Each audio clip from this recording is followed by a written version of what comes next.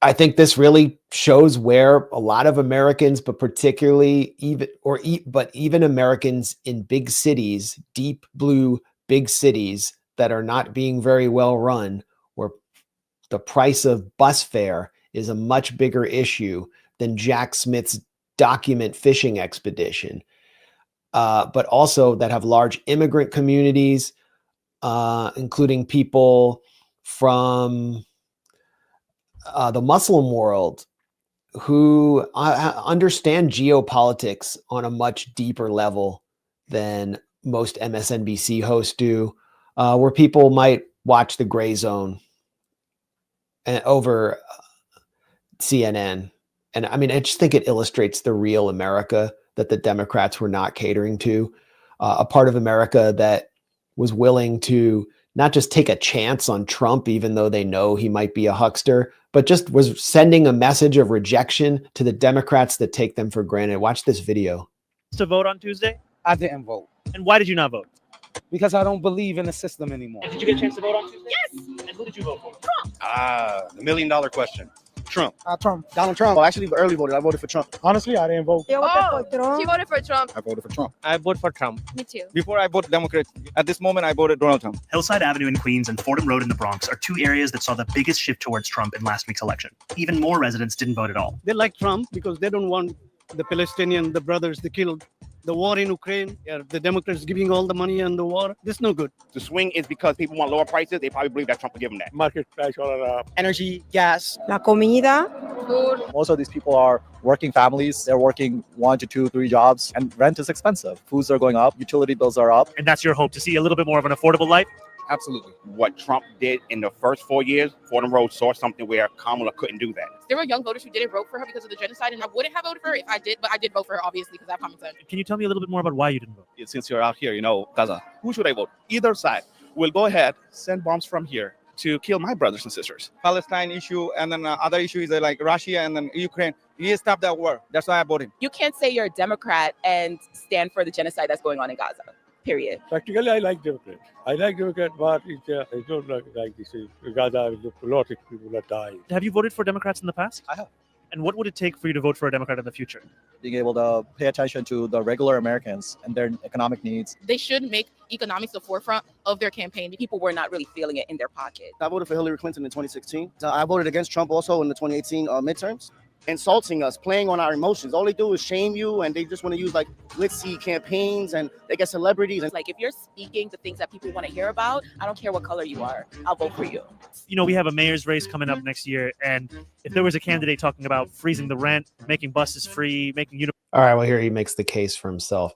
But he's the son, by the way, of Mahmoud Mamdani, professor at Columbia. Who, oh, really? Yeah. Okay, I know who he is now. Yeah, who called out and exposed so many of the deceptions around interventions like the Libya war, also Darfur, back when the Israel lobby was helping to draw attention to the crisis in Darfur and using that to distract from Palestine. He also was calling that out as well, and so comes from good stock. And that's a great video. It illustrates where real people are at, and the people who've been totally neglected and taken for granted by the Democratic Party. Yeah. Mahmoud Mamdani's book, Good Muslim, Bad Muslim, helped inspire my book, The Management of Savagery. So glad someone went out and did that.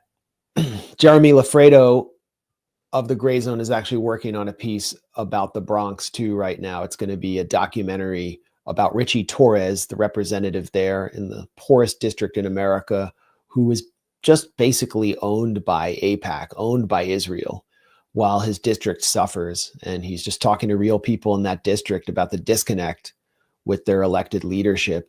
And he wins on the basis of like the wealthier enclaves in the Bronx, but everybody else feels like the party's completely out of touch. And when you show that to Democrats, they're not learning any lessons here.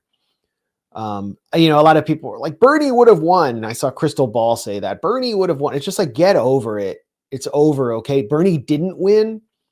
He lost because it was rigged against him, because the institutional inertia of the Democratic Party is dictated by the military industrial complex, corporations and the nonprofit industrial complex that raises tons of money from those corporations to push just progressive social politics to the extreme, to the point where it just becomes a farce and no one can relate to it. So that's what's going on. And yeah, go ahead. Well, Max, this is a little awkward, but I recently said that Bernie would have won too, and that's not because I'm a diehard like Bernie supporter, but I just think, you know, having a candidate who was somewhat anti-war and definitely populist, that in 2016, that was a moment, and it was robbed from us. And the salient point from 2016 is, had Democrats ceded ground to the Bernie wing of the party in 2016 rather than embracing Russiagate mania and the neocons that came with it, things would have been different. I do think that's an important point. I do think personalizing it in Bernie is it's sad to this day, because Bernie, of course, was the first person to undermine his own power. Right after 2016, he could have said, "This should be.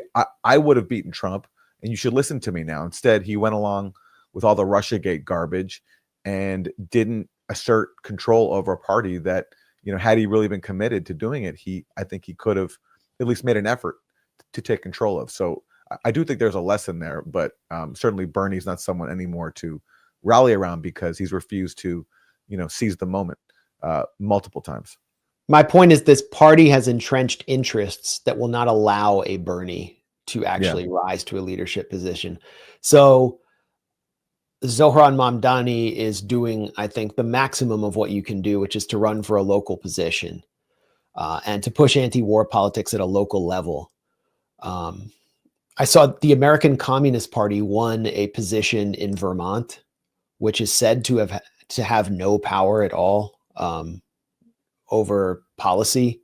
Forget what it is, but that's the thing to do. Okay, credit to the American Communist Party for actually running for a position they could win in Vermont. And, you know, people should be doing that and following the model of the Christian right, which built power from the school board up. The Green Party needs to be doing that. They are doing that. But at the national level within the Democratic Party at this point, unless there's a hostile takeover somehow, the party is really entrenching itself as the party of war. And they're reaffirming where they stand by opposing Trump's picks on the basis of hating the only good things that they stand for. Yeah, you know, I don't know if you saw that. It was reported in the Financial Times that Kamala Harris didn't go on Joe Rogan because she didn't want to anger some of her own staffers who are offended by that. And I'm not sure if that's just Kamala Harris's people trying to make excuses for her just not being brave enough to go on Joe Rogan, and so trying to throw lower level staffers under the bus. But if it is true, it does speak to just like how Democrats are in an echo chamber in which they refuse to speak beyond their own circles, their own like elitist coastal circles. And if that's the approach, it's going to be just a recipe for more failure. It sounds so familiar to me. It's like when like Code Pink wouldn't allow Medea Benjamin to speak at the Rage Against the War Machine rally because Jackson Hinkle was speaking. It just sounds so familiar. It's like that whole rad lib left liberal element is obsessed with purity and what everybody thinks about them and isn't concerned with politics or getting things done. So I believe it's true. And then what's her name? Jennifer Palmieri. She's the one who was the source on that story. She had to walk it back because they like threatened to have her wash up in a river somewhere. And you know, whether that story is true or not, we know from 2020 when Bernie was endorsed by Joe Rogan, he was like viciously attacked for accepting Joe Rogan's nomination. And for, I can't remember if Bernie went on Joe Rogan or talked about going on Joe Rogan, but I remember like AOC was like trashing Bernie for accepting Joe Rogan's support. And how did that turn out for the progressives? So that sort of tribalistic thinking, where you treat so many people who are, you know, just as American as you are with contempt because they listen to Joe Rogan and don't maybe have the same views as you on every single cultural issue, especially. That's got to go if progressives want to have any chance of success. Yeah, I mean, I'm done with all that, but you might be right. We'll see. not to just force a black pill down everyone's throats, but I think power has to be built outside the Democratic Party or within the party at a local level at this point. Bernie did go on Joe Rogan in 2020, and somebody who was on the Bernie campaign who's watching the stream texted me and says it's the best thing we did in the 2020 campaign was going on Joe Rogan, and but yet for some progressives that was like a heretic, controversial act. So yeah, just an update to what I said. Yeah, it was, and having Joe Rogan's endorsement helps. It worked. I remember the attacks, the public attacks on Bernie from within his campaign for doing that, which really kind of suggested that the inertia of Bernie's campaign had gone off the rails by that point. And you saw these think tankers moving into the campaign, more professional class people, Bernie talking about Trump being a racist at the end instead of sticking to, the working class kitchen table message that brought him to where he is.